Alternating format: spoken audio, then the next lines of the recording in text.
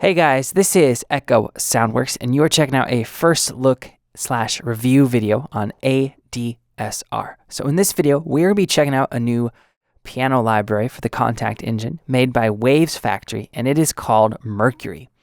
So this is a grand piano library, but Wavesfactory they've sampled an interesting piano. They've sampled a Fazioli. It's probably Fazioli. If I'm getting more Italian with it, probably butchered that pronunciation, but it's an Italian-made grand piano, and it has its own character. It sounds a little bit different than like a Steinway & Sons or Yamaha C7 or those sorts of piano. So it is probably a lesser sampled piano, but it has a really good sound. So we're going to be going over some of the sounds, different microphone positions. I'm going to be talking about some of the cool points that I liked about the piano library in this video. So let's get the technical stuff out of the way. To run Mercury, you're going to need the version 5.5.2 of Native Instruments Kontakt. Now you can run it in either the player or the full version. It costs 99 euros right now. It's on sale. It's typically going to be 149 euros, and it's about a 35 gigabyte piano library. So to some of you, that might seem a little bit large, especially if you do more EDM and pop. But there are piano libraries out there for Kontakt that are hundreds of gigabytes. For instance, Production Voices, they have a piano that's around 150, 180 gigabytes, somewhere in there. Spitfire, they have the Hans Zimmer one, which I have. I have both those. And so those are huge. So this one is a little bit hard on not only your CPU and your RAM and your resources. So I would suggest it's going to run best off of a SSD hard drive or a flash. I'm doing this video on a computer I hardly ever do the videos on. It is my laptop. I don't know why I struggle with that so much, but it is a 2.5 gigahertz Intel Core i7, and it's an all flash-based hard drive. And I typically do this on an iMac at home or at the studio, and the iMac at home is a 2.5 gigahertz i5, and it doesn't have the SSD hard drive. It's about 3 years old, so it has a normal hard drive in it. And I noticed that I was having issues. So I do just want to point that out, that this is a pretty intense piano library. So you're going to get the most out of it if you're using an SSD or a flash-based hard drive. All right, so now that it's out of the way, let's talk about why it's called Mercury and what's with the little, like crown type thing on the GUI. And that's because this is the type of piano that Freddie Mercury, the lead singer to Queen, liked to use. So now that that's all out of the way, let's dive into the sound and the interface. Now the interface is very basic. You have basically a top strip up here with things that you would typically have in Kontakt, like mute, solo, tune, pan, volume, all that sort of stuff. But then there's this section right here, which is more unique to the library itself. This is where you're going to choose between any of the near 40 different presets. Now, these different presets are going to be using a combination of various microphone positions to establish a certain sound, or they're going to be using a combination of microphone positions plus the effects. Okay, now down here we have a strip, and from left to right we have a high quality on off, a mixer, effects, settings, and a little camera setting. So let's talk about the high quality on and off, because this is a really interesting feature to me. So if you guys don't know how piano libraries or samples are created, what happens when someone tries to make a piano library is they have to sample each key at multiple velocities with usually multiple microphones to get a really convincing sound. Now, the different velocities at which they're sampled are usually mapped to zones. And we can go into the back end here of the Kontakt instrument, and we can actually see all that. So here's the mapping editor. So for instance, on C3, the first zone here is from velocity 1 to 15. The second is from 16 to 31, 32 to 47, and so forth. So there's 1, 2, 3, 4, 5, 6, 7, 8 zones. Okay, now when you have these different zones, there isn't always a seamless transition between the velocity where it ends and the next velocity where it begins. So for instance, 32 to 47, and this is 48 to 63. That's the zone, right? So Kontakt scripts will make up for that typically, or good sampling practices. Well, what Wavesfactory have done, they've added this high quality mode, which when it's set to on, it does hit the CPU a lot harder. So when you're writing and you're just tracking out, and maybe you're just trying to get something down, I would suggest having that off. But then when you do have your piano piece that you want, whether it's, film score, pop, EDM, whatever, I would render it, bounce it in place if you're using Logic, or bounce it out and re-import it into your DAW, whatever works best for your workflow, with the high quality on. Because what that does is, in essence, it'd be like taking these different zones that we just looked at, right? These 8 different zones, and it splits them into 127 different zones, and that's happening from the Kontakt script. So it makes it a lot more of a seamless thing. And this is only going to be noticeable in certain playing styles, but it's there, so I would take advantage of it. Now, let's talk about this little camera guy over here, this little camera symbol. This is kind of cool, kind of an interesting spin on an interface in Kontakt. If I hit the mixer, for instance, you'll actually see a little graphic occur, an animation, which is really nice. So you can turn that on or off. So let's just turn that off for now. All right, so let's go back to the default section of the GUI. And you can see that if I hit mixer and then hit it again, that goes away. So speaking of mixer, let's dive into that. There are 5 different microphone positions inside of Mercury. And if you're wondering, well, why in the hell would I want 5 different positions? It's because each position has a potential effect or aesthetic and how it's going to fit into a mix or even genres of music. I am so stoked they included a mono. Not many Kontakt piano libraries have a mono position. And if you have, like, I actually have an upright piano in my studio. Sometimes if it's not the main instrument in the track, let's say it's an accompanying instrument, maybe it's going to be out left or out right, and then have a guitar out left or right, kind of in the inverse stereo field of one another. It's better to just do mono. It's easier to record. You put up a mic near where you're sitting, what section of the piano your piece is playing at, whether it's high, mid, or low. And so I'm stoked that they have that. And I don't have to just choke the samples from like a mono instance of Kontakt. So that one is a really interesting feature to me. Now, these other close, mid, and far, you'll see that in pretty much every Kontakt piano out there that has more than probably about 10 gigabytes of samples. So some of the like Native Instruments, Grander, and all that, they don't give you microphone positions, but a lot of piano libraries do give you microphone positions. And I really like the ultra close and the close. So when you mic a piano, typically you put a microphone or 2, or maybe 3, depending on how, or even 4 if you want. You put it kind of close to the hammers, maybe close to the keys. Well, the ultra close is obviously closer than the close, and it has a really nice warm in your face, but present, but also just kind of a clear tone. So I really like that. Now, mid and far, those are just going to be spaced out a little bit further. So let's listen to the ultra close right now.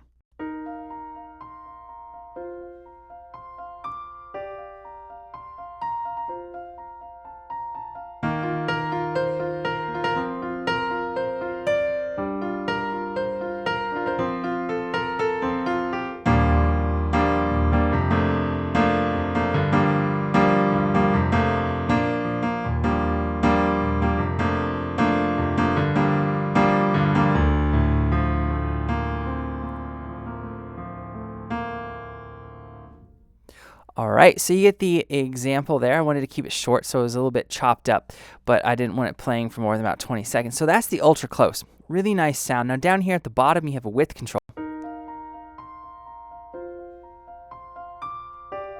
So that's a stereo width control. You also have over here, you have channel inversion, and then you have a phase shift. So there's a channel inversion. You see it swapping left and right. And that's a great feature to kind of have the weight of it sit in your mix how you need it to. And then you have the default, which will give you the default stereo 1 and 2, or even a surround sound version. So there is a lot of features tucked into each of the microphone positions. So let's turn off ultra close by clicking on the little red dot there. And let's load up close. And as we do that, let's watch up here. You'll see that this now says 412.69 megabytes. So that is the actual amount of physical space that's being taken up on the hard drive with this position. Now, if I add the ultra close back in, it shoots up to 0.81 gigabytes. So again, this is why you need, I think, an SSD or a flash, because it works so much quicker. I was running this on that iMac, and it actually crashed a few times, and it was a pain in the ass. And so I was like, screw it, I'm switching to the laptop. So let's listen to the close now.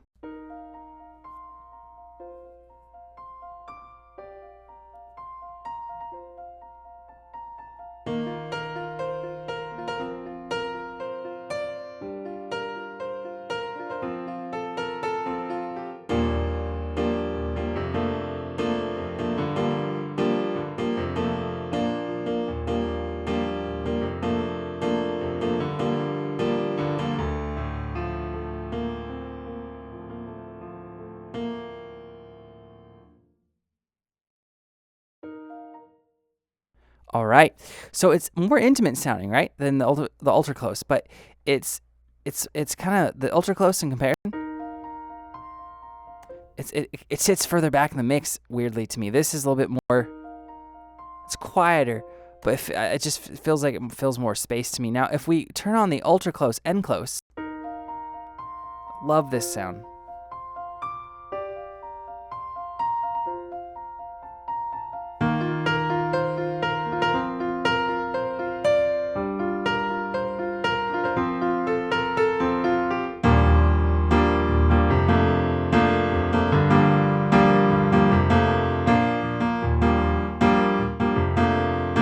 And we can control just the width of one or both of those positions, which is really nice.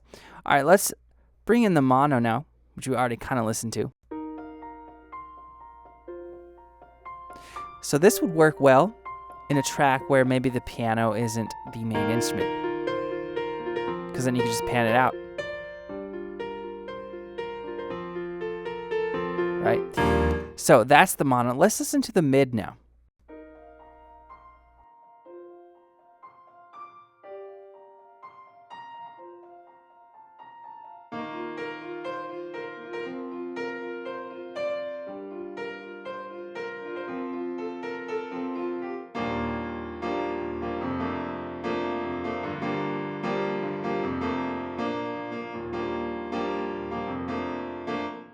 Now, on its own, it probably doesn't have a lot of places in a mix. Same with the far. Let's listen to the far real quick.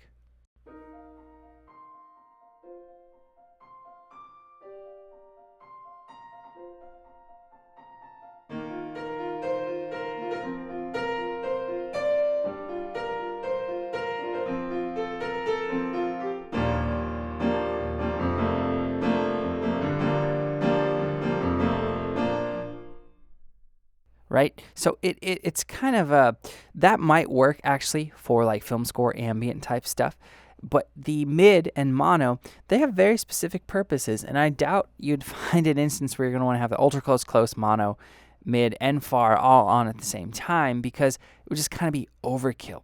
Now, that being said though, having maybe the close and then the far turned on, but then turn down the far might get a real nice tone.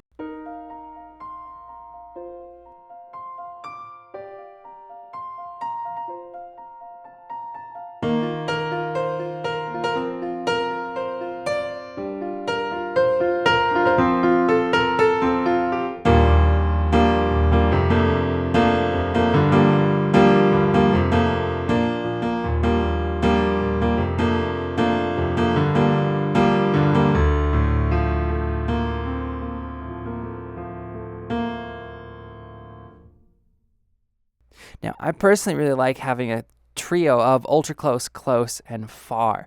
Now let's get mid in as well. So now we're up to 1.62 gigabytes, so it's quite large. Let's listen to these and adjust as we listen.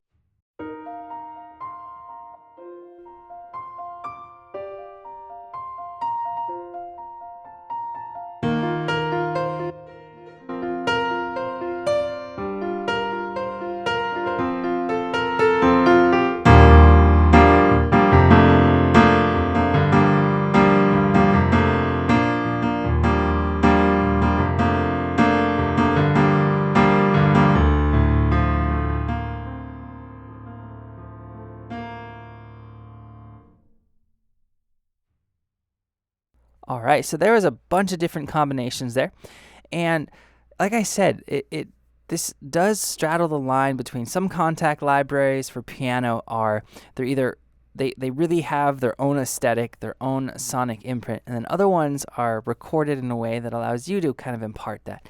I think Mercury is a good mix between the two. There is still the character of the piano, but it's still sterile enough, I guess would be the word, to really impart your own flavor and get it to sit in your mixes how you need it to. All right, so that's pretty much all the controls that we want to talk about here on the mixer tab. And the whole time I had that on, I had a high quality on. So if you have a computer that is new enough, fast enough to do it, it does sound really nice to do that. Let's click the effects tab now. The effects tab is going to have a few different effects. We have a reverb section up at the top. We have a compressor section right below it. We have the equalizer strip below that. And then finally, we have a section for chorus. Now, I'm not a huge fan of some of the effects in the actual stock Kontakt library. I would most of the time I'm going to always want to use like a reverb outside of Kontakt, like maybe FabFilter Pro R, a Valhalla, something like that. I will say though that Wavesfactory did do something interesting, and they included some impulse responses for the convolution reverb in Kontakt from, it's called right here, the Metropolis plates. Those are some plate reverbs from the studio where they record that. So that is pretty interesting to me. Now there's a compressor on that, and to turn these on, you're just going to turn on the red light just like you would on the mixer. So let's listen to the Metropolis reverb here with the piano in the background.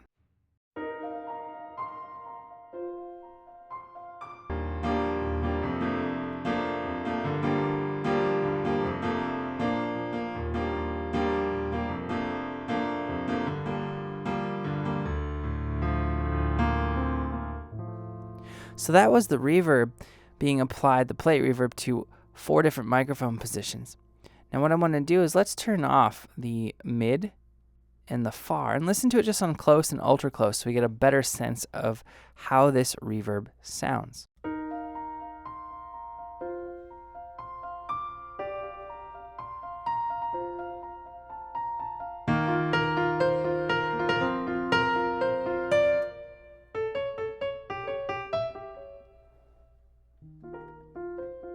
So it sounds pretty good in my opinion, and I'm pretty harsh on a lot of reverbs in Kontakt. It's a really nice mellow reverb. All right, so then you have plate, valve, solid state, some different options for the different reverbs. I don't want to go through all those because it would take quite a time to do it, but some of them sound pretty darn good. All right, so to turn on or off any of the effects, again, you just turn on the light.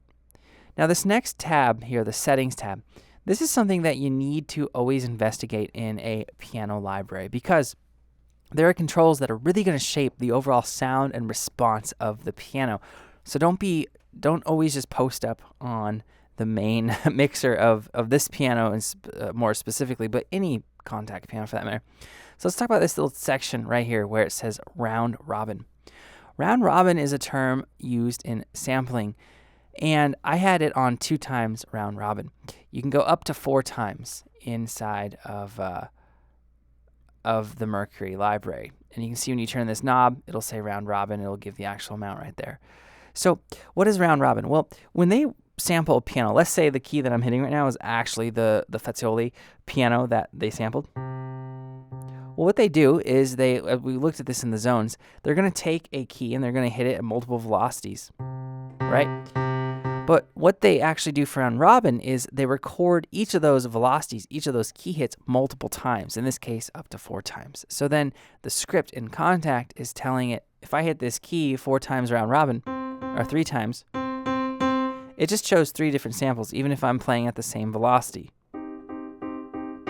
It makes it sound more natural and less like it's coming from a computer is the best way to describe it. Now you have a velocity curve up here to kind of cater to your playing style. Maybe you have heavy hands, light hands, that sort of thing. Now over here, cool feature, they have a lid. They have open, mid, and close. So that's going to have an effect on all of the microphone positions. And let's listen to it right now. So let's go back to our mixer. We're on ultra close, and we'll bring in far, unmute that, and we'll turn it down. So we have 3 positions on. Let's go back to settings, and let's listen to how the lid positions affect the sound. So we'll start with open.